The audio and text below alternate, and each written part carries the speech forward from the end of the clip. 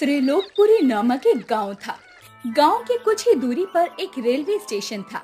दिन के समय उस रेलवे स्टेशन से लोगों का आना जाना लगा ही रहता था। लेकिन जैसे ही सांझ के 6 बजते उस रेलवे स्टेशन के आसपास कोई भूले भटके भी गांव का सदस्य नहीं जाता था। साथ ही कोई बारात या फिर कोई राहगीर उस रेलवे स्टेशन से आता तो भी उनकी मृत्यु निश्चित ही थी, क्योंकि उस रेलवे स्टेशन पर एक श्रापित दूल्हे का साया था, जो अक्सर सांझ रात्रि के समय आने वाले लोगों को अपना शिकार बनाता था। लेकिन फिर भी कोई ना कोई भूले भटके उस रेलवे स्टेशन के अंदर जाकर मर रहा है। और कल रात भी कुछ ऐसा ही हुआ। कोई मुसाफिर उस भूतिया रेलवे स्टेशन के अंदर चला गया और अपनी जान से हाथ धो बैठा। अगर मुखिया जी हम इस स्टेशन की दीवार गिरा देते हैं तो वो भूत भी खत्म हो जाएगा। देखो, वो सब काम मैं पहले ही करा चुका हूँ, लेकिन हथौड़े की मार स्टेशन की दीवार पर पड़ते ही मजदूर खून की उल्टी कर करके मर जाता है।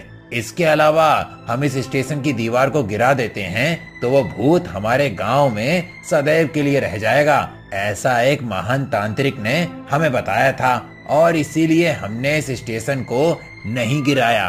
खैर छोड़ो इन बातों को और सभी अपने अपने काम पर चलो। ये बोलकर मुखिया वहाँ से चला जाता है। ऐसे ही समय बीतता है। एक रोज एक बारात ट्रेन से सफर कर रही होती है। अरे भाई, आज मेरी शादी है और तुम सब इतने शांत ट्रेन में बैठे हुए हो। अरे थोड़ा नाच गाना करो। अरे भैया, नेकी और पूछ लीजिए, अभी मैं गाता हूँ और नाचता हूँ। बन्नों की सहेली रेशम की डोरी, छुप छुप के शर्माए देखो चोरी चोरी। अरे माने या ना माने मैं तो इस पे मर गया। ये लड़की हाय अल्लाह, हाय हाय रे अल्लाह। बाबुल की गलियां ना छड़की जाना, पागल दीवाना इसको समझाना। देखो जी देखो, ये तो मेरे पीछे पड़ गया। ये लड़का हाय अल्लाह, हाय हाय रे अल्लाह। इस तरह सभी बाराती नाचते गाते हुए ट्रेन से सफर कर रहे होते हैं। तभी नकुल को बहुत तेज प्यास लगती है और उसी समय त्रिलोकपुरी रेलवे स्टेशन पर ट्रेन रुकती है, जहां नकुल पानी पीने के लिए ट्रेन से उतरकर हैंड पंप की ओर जाने लगता है। तभी वो जा ही रहा होता है कि वहां एक भूतिया दूल्हा आ जाता है। एक और दूल्हा, एक और बारात। बाबा भूत, जाने दो मुझे, मैं तो बस पानी पीने आया था। तुझे तेरी प्यास मौत के पास ले आई। ये कहते हुए ही वो भूत नकुल को जान से मार देता है। वहीं ये सारी घटना ट्रेन में बैठे सभी बाराती देख लेते हैं। उस समय भूत उनकी तरफ बढ़ता है कि वो ट्रेन वहाँ से तेजी से निकल जाती है। इस तरह बाकी बारातियों की जान बच जाती है। लेकिन दोस्तों, ये कोई नई बात नहीं थी, क्योंकि जब भी इस गांव में या स्टेशन पर कोई बारात आती या फिर लड़की दुल्हन बनती तो वो उसका आखिरी दिन होता। लेकिन यहाँ ये सवाल था कि आखिर वो दूल्हा कौन था? क्यों वो इन दूल्हों और दुल्हनों को अपने साथ ले जाया करता? क्यों रेलवे स्टेशन पर ऐसे मौतें हो रही थी? इन सभी सवालों के जवाब जानने के लिए चलिए कहानी में आगे बढ़ते हैं। अगली सुबह इस घटना के बारे में मुखिया सहित गांव वालों को पता चलता है। मालूम चल रहा है कि इस दूल्हे की मौत रात में स्टेशन पर उतरने की वजह से हुई है। हाँ मुखिया जी, आप बिल्कुल ठीक कह रहे हैं, ऐसा ही कुछ हुआ होगा। अब खैर छोड़ो इन सब बातों को। वो तुम सबको पता है ना कि आज जगन भाई की बेटी की शादी है।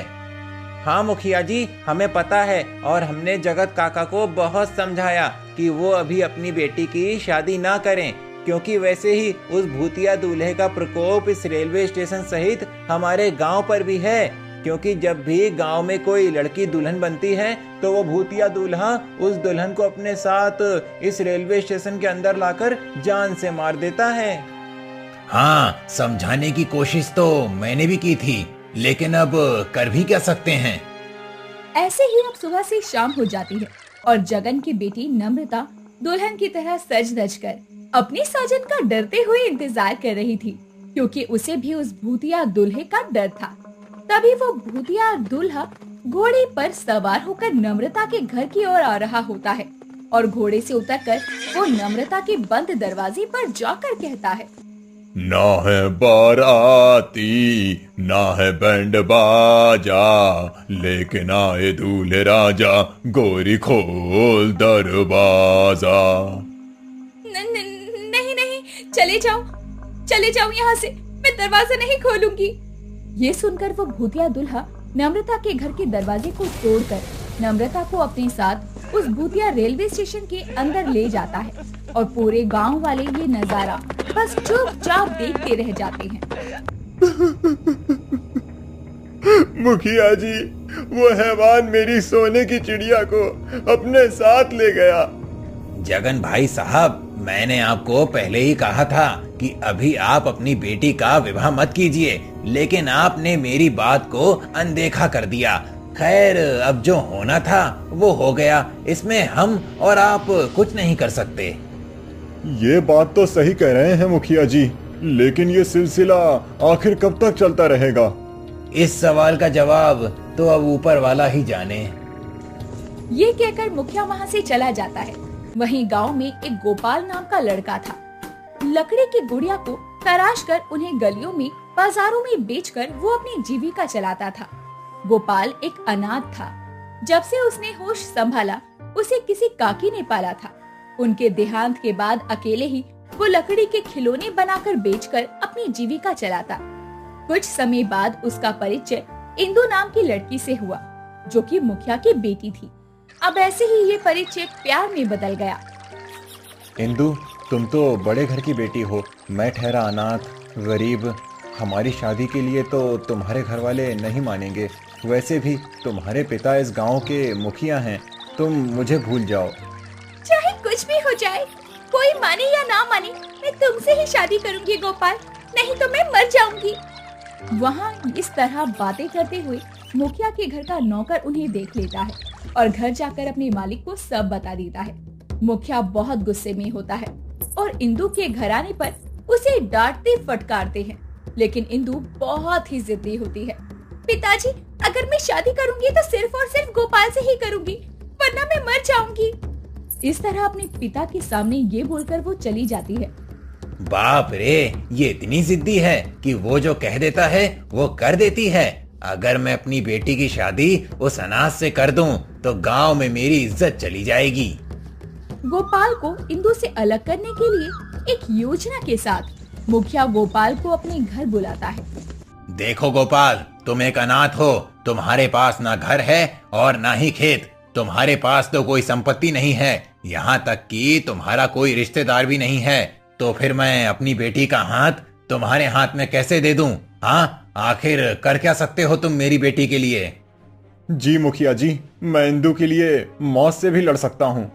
तो ठीक है, तुम्हें एक ऐसा ही काम करना होगा। गांव का जो भूतिया रेलवे स्टेशन है, तुम्हें वहाँ एक रात रुक कर आना होगा। क्या तुम्हें मंजूर है? ठीक है, वहाँ जाना मुझे मंजूर है। पिताजी, ये तो गलत है। आप जीते जी इन्हें मौत के मुंह में क्यों भेज रहे हैं? मुखिया इंदु की एक नहीं सुनता और गोपाल को वहाँ रात के समय भेज देता है। गोपाल भी निडर होकर रेलवे स्टेशन के अंदर पहुँचता है। जैसे ही वो स्टेशन में प्रवेश करता है, वही भूतिया दूल्हा वहाँ आ जाता है। एक और शिकार खुद चलकर मौत के पास आया है। देखिए भूत जी, मैं बस यहाँ से कल सुबह चला जाऊंगा। मेरी जान के बदले आप मुझसे कुछ भी करवा लीजिए। अच्छा, तो तू कुछ भी करेगा? ठीक है, मैं तुझसे 3 सवाल पूछूंगा। अगर तूने उसका सही जवाब दे दिया तो मैं तुझे जिंदा छोड़ दूंगा और 100 किलो सोना देकर मैं खुद भी यहाँ से हमेशा हमेशा के लिए चला जाऊंगा। लेकिन याद रहे, अगर तूने उन 3 सवाल के जवाब गलत दिए तो तुझे अपनी जान से हाथ धोना पड़ेगा। मुझे मंजूर है। वैसे भी अगर मैं अभी यहाँ से चला गया तो इंदु मुझे नहीं मिल पाएगी और उसके बिना भी क्या जीना है। भूत जी, आप अपना सवाल पूछिए। पहला सवाल यह है कि 100 किलो कपास का वजन ज्यादा है या फिर 100 किलो ईंटों का? भूत जी, दोनों का ही वजन एक समान होगा, बस दोनों का क्षेत्रफल अलग अलग होगा। तुमने पहले सवाल का उत्तर बिल्कुल सही दिया। दूसरा प्रश्न है, मृत्यु के बाद पुनर्जन्म को क्या कहा जाता है? गोपाल कुछ देर सोच में पड़ने के बाद जवाब देता है। मोक्ष। मृत्यु के बाद पुनर्जन्म को मोक्ष कहा जाता है। सही जवाब। आखिरी प्रश्न है, वो क्या है जो जीवन में सभी को एक बार मिलता है? मरण। मरण का अर्थ है मृत्यु की देवी। तुमने इन सवालों का जवाब बिल्कुल सही दिया है, जिसके कारण आज मैं इस श्राप से मुक्त हो रहा हूं। ये रहा मेरी तरफ से 100 किलो सोने का उपहार। लेकिन मुझे ये बताओ कि तुम्हें इन सवालों का जवाब सटीक कैसे पता था? ये तो 3 पहेलियां हैं, बचपन में मेरी काकी पूछा करती थी। ठीक है, फिर तुम यहाँ से जा सकते हो और मैं भी जा रहा हूँ। हमेशा हमेशा के लिए इस रेलवे स्टेशन को छोड़कर जा रहा हूँ। शुक्रिया। ये कहकर वो भूत वहाँ से गायब हो जाता है। वहीं ये सारी बात गोपाल गांव के मुखिया को बताता है, जिसके बाद मुखिया गोपाल की बहादुरी और चतुराई देखकर अपनी बेटी की शादी उससे करवा देता है और अब सब कुछ त्रिलोकपुरी गांव में ठीक हो जाता है।